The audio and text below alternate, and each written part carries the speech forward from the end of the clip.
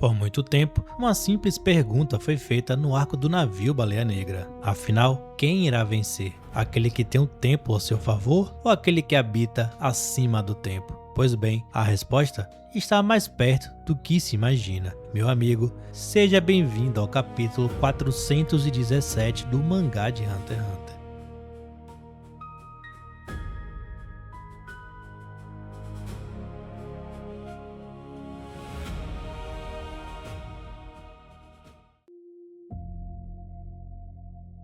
Durante toda a Guerra de Sucessão, Benjamin sempre foi visto como um príncipe impulsivo, alguém que resolveria qualquer problema pela força. Mas o capítulo 417 mostra exatamente o oposto. No momento em que enfrenta Tisseri Donihi, Benjamin demonstra que já havia considerado a possibilidade de estar diante de uma habilidade extremamente incomum de Nen, o Zetsu. Ao invés de simplesmente acreditar que derrotou seu irmão, ele começa imediatamente a questionar a própria realidade, levantando hipóteses que poderia ter sido o resultado de uma misteriosa habilidade do seu Zetsu, desenvolvida pelo próprio Quarto Príncipe, ou talvez até mesmo ligado a uma das suas bestas de Nen, em especial a besta do jarro da Guerra de Sucessão. Essa reação muda completamente a forma como enxergamos Benjamin. Ele não se deixa levar pela falsa sensação de vitória, e mesmo após disparar contra o suposto Tisseri Donihi, prefere analisar os detalhes antes de tirar qualquer conclusão. Enquanto todos ao redor parecem aceitar que o Quarto Príncipe foi eliminado, Benjamin percebe que há inconsistências demais para ignorar. Afinal, um usuário capaz de manipular o fluxo do tempo durante seu estado de Zetsu poderia perfeitamente criar uma situação onde sua morte apenas parecesse real aos olhos dos demais ali presentes. É justamente aqui que Togashi deixa uma das maiores dúvidas do capítulo. Será que Tisseri Donihi realmente morreu? Ou será que a sua habilidade mais uma vez enganou todos os envolvidos? A resposta parece estar muito menos à cena do disparo e muito mais nas consequências que ela deixará. O autor planta uma pequena pista de que a confirmação definitiva dependerá de outro detalhe, um que pode parecer ser secundário por agora, mas provavelmente será decisivo nos próximos capítulos. Esse detalhe se chama Theta. Como sabemos, ela foi marcada pela habilidade do Quarto Príncipe, uma marca diretamente ligada ao desenvolvimento do seu Nen. Se essa marca ainda permanecer em seu rosto, isso praticamente confirmaria que Tisseri Donihi continuaria vivo, já que a habilidade desse tipo normalmente só desaparece quando seu usuário morre. Por outro lado, caso a marca tenha sumido completamente, essa seria uma forte evidência que Benjamin realmente conseguiu eliminar o seu irmão. É uma resposta simples, mas extremamente elegante dentro das regras que Togashi costuma estabelecer para o Nen. Por isso, antes mesmo de qualquer confirmação oficial, tudo indica que a investigação dos guardas de Tisseri Donihi será muito mais importante do que o próprio confronto. O destino do Quarto Príncipe pode não ser decidido pelo tiro que recebeu e a pisada no rosto também, mas pela análise das consequências deixadas pela sua habilidade. Até lá, Benjamin segue acreditando que venceu, enquanto o leitor permanece preso exatamente onde Togashi queria, entre a certeza aparentemente da morte e a possibilidade inquietante de que Tisseri Donihi teria burlado a própria realidade mais uma vez. Um ponto em questão que eu gosto de deixar aqui é que a princípio a sua manipulação de espaço-tempo era de apenas 10 segundos. Nesse último capítulo, Togashi infelizmente não deixou nenhuma referência de tempo. Beleza, provavelmente seria muito na cara do que realmente aconteceu. Mas e você? Qual é a sua opinião sobre isso? Ele morreu ou não? Deixe nos comentários a sua resposta. Após o confronto contra Tisseri Donihi, Benjamin entende que não pode mais agir apenas como um príncipe disputando pelo trono. A partir desse momento, a sua prioridade passa a ser conter o colapso do Império de Kakin, e é por isso que ele reúne os príncipes de Tubepa e Tyson em um mesmo ambiente, utilizando a lei marcial como justificativa para centralizar as decisões e controlar qualquer nova ameaça que possa surgir dentro do navio Baleia Negra. Ao mesmo tempo, Benjamin introduz a narrativa da existência de um impostor, alguém capaz de trocar de corpo ou assumir a identidade de outras pessoas, deixando claro que o verdadeiro inimigo não pode ser facilmente identificado.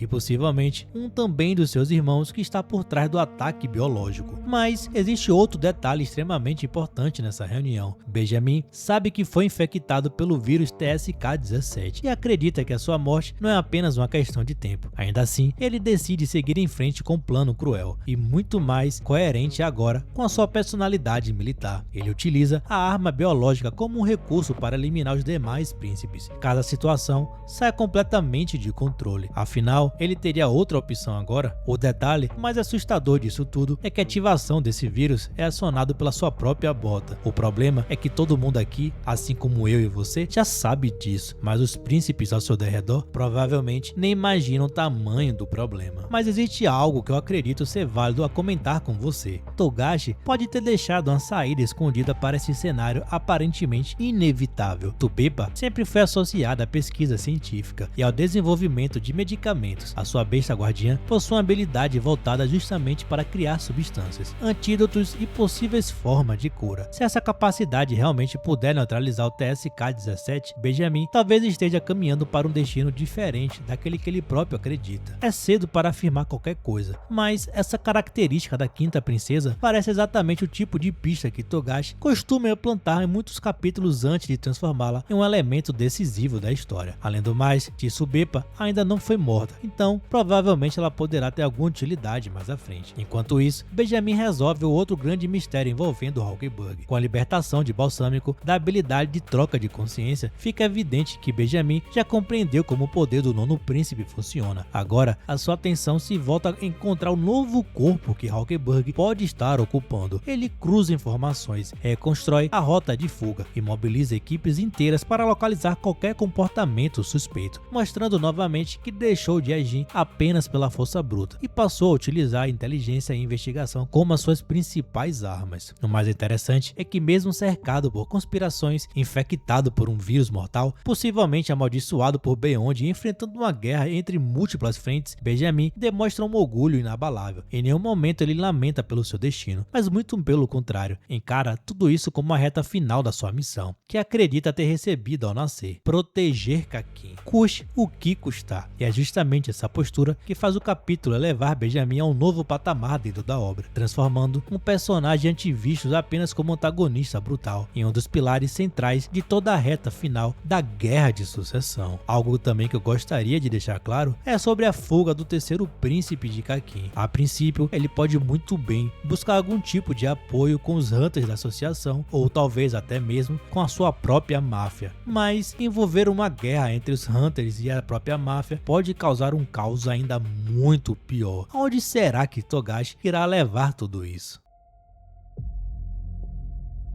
Depois de assumir o controle da situação, Benjamin finalmente tem um momento para refletir sobre tudo o que aconteceu. É curioso perceber como seu objetivo já não parece ser apenas vencer a Guerra de Sucessão, mas encerrá-la de uma vez por todas. Em diversos momentos desse capítulo, ele demonstra compreender o peso que ele carrega como primeiro príncipe e passa a enxergar o seu papel como de alguém que precisa preservar o próprio reino de Kakin, mesmo que isso custe a sua vida. Aquele homem que no início do arco parecia movido apenas pelo orgulho e pela força militar, agora revela uma visão muito mais ampla do conflito. E eu particularmente tenho gostado muito disso, pois Togashi está desenvolvendo ele como jamais desenvolveu outro personagem em tão pouco tempo. E isso realmente me assusta. Essas reflexões por si só também passam pela sua própria habilidade de Nen e pela sua própria besta guardiã. Benjamin demonstra entender que seus poderes foram concebidos para garantir a continuidade da sua vontade, mesmo diante da sua morte. Isso reforça a ideia de que a sua maior preocupação deixou de ser a sobrevivência individual e passou a ser o futuro da sucessão. Ao mesmo tempo, ele começa a pensar no príncipe Wobo, o bebê que ainda permanece desaparecido. Em vez de simplesmente tratá-lo como mais um adversário, Benjamin até cogita uma possibilidade de aceitar o exílio da oitava rainha e de seu filho também, desde que isso represente o fim definitivo da guerra. É uma mudança de postura significativa para alguém que antes parecia disposto a eliminar qualquer concorrente. Outro detalhe também que eu acho que é bastante interessante de trazer aqui é que Benjamin demonstra separar seus inimigos de acordo com as suas responsabilidades. Para aqueles que apenas participaram da guerra por obrigação, ele parece disposto a encontrar uma solução menos extrema, mesmo que isso leve à morte deles. Mas quando pensa na origem de toda a situação, a sua postura muda completamente. Em sua visão, existem pessoas que ultrapassaram qualquer limite ao manipularem maldições, conspirações e até os próprios filhos em nome da sucessão. E é justamente aí que a sua mãe Una passa a ocupar um lugar central em seus pensamentos. Benjamin conclui que foi traído por quem jamais imaginava ser traído, e isso terá um preço. Na sua interpretação, a sua mãe desempenhou um papel decisivo nos acontecimentos que culminaram em sua possível condenação à morte, seja por maldições, pelo vírus ou pelas conspirações envolvendo o próprio Beyond Netero. Por isso, mesmo aceitando seu próprio destino com serenidade, ele deixa claro que ainda existe uma última pendência antes do fim. A sua vingança não será motivada por ambição ou desejo de poder, mas pelo sentimento de ter sido usado como peça de um jogo muito maior do que o próprio imaginava. E talvez essa seja a maior mensagem do capítulo 417. Benjamin não termina a história como um príncipe arrogante que conhecemos no início da Guerra de Sucessão, mas como um comandante disposto a sacrificar tudo para proteger aquilo que ele acredita ser o futuro de Kakin. Enquanto o destino de Tisseri Donihee permanece definitivo, Rockbug continua sendo uma ameaça invisível e Beyond Netero ainda movimenta as peças de uma forma muito diferente. Benjamin assume o protagonismo absoluto nessa reta final do arco. Então, se Togashi realmente está preparando o encerramento da Guerra de Sucessão, o capítulo 417 deixa uma impressão muito clara. A batalha pelo trono, com certeza, está chegando ao fim, mas o verdadeiro confronto pelo destino de Kakin possivelmente estará apenas começando.